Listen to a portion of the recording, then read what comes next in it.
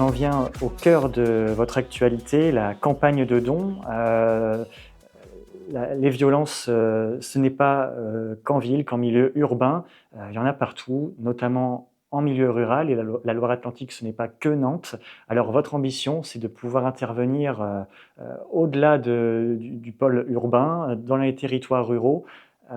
Et pour cela, vous avez besoin d'une campagne de dons. Est-ce que vous pouvez nous en parler? Oui, on a fait le constat il y a quelques années et puis ça a été confirmé par les nouvelles orientations de notre conseil d'administration que les besoins des femmes en zone rurale étaient moins couverts que ceux des femmes qui habitent à Nantes, en ville.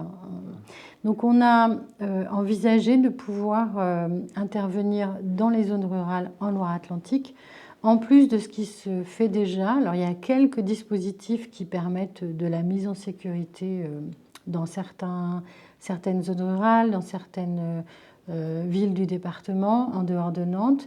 Mais pour ce qui nous concerne, on considère que c'est insuffisant, puisqu'on a besoin aussi de mieux informer et de mieux, on va dire, faire en sorte que les acteurs de terrain recensent et détectent des situations. On a aujourd'hui un partenariat qui se construit chaque jour un peu plus avec toutes les assistantes sociales du département qui ont la possibilité de questionner les femmes qui viennent les voir sur le sujet des violences conjugales. La seule chose, c'est qu'en face, quand on détecte qu'une femme, finalement, avec l'assistante sociale, quand elle s'aperçoit qu'elle est victime de violences conjugales, eh bien, parfois, on n'a pas de solution à lui proposer rapidement et sur place, en fait, dans un aspect un peu de proximité. Donc, nous, on a besoin d'aller dans les territoires, d'accompagner les acteurs qui sont en relation avec ces femmes et de travailler pour faire en sorte qu'il y ait plus de solutions de sortie du domicile, d'hébergement d'urgence et surtout d'accompagnement aux violences.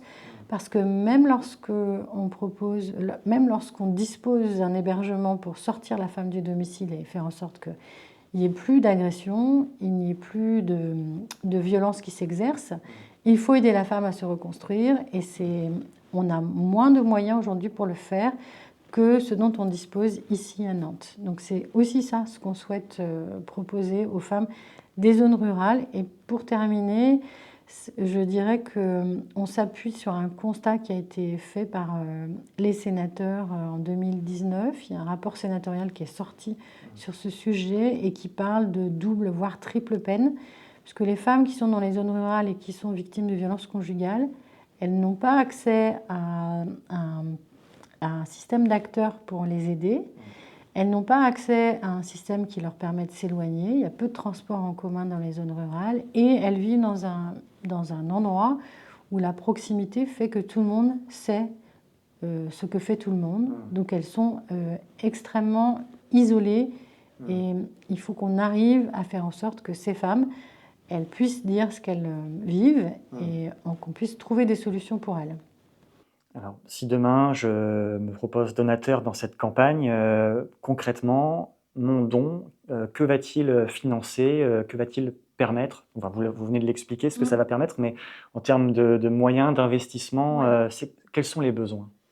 On a besoin d'être mobile, on a besoin d'être mobile partout. Donc achat d'un véhicule, Achat d'un véhicule pour pouvoir à la fois faire des navettes. Informations de prévention, c'est-à-dire dire dans les zones où les gens vivent, sur les marchés, à la sortie des lycées, dans les événements où il y a du regroupement, faire un peu d'information sur les droits des femmes et pouvoir ainsi faire en sorte que les femmes puissent venir et nous parler de leur situation si elles le souhaitent.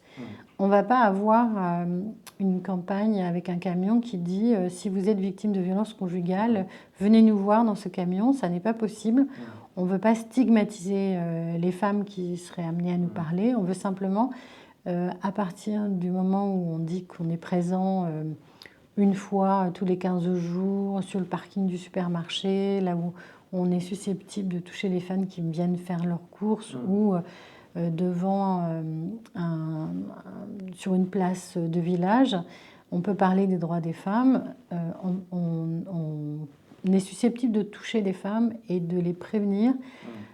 Elles qui vont pouvoir aussi passer le relais à leurs amis, à leur entourage, à leur famille.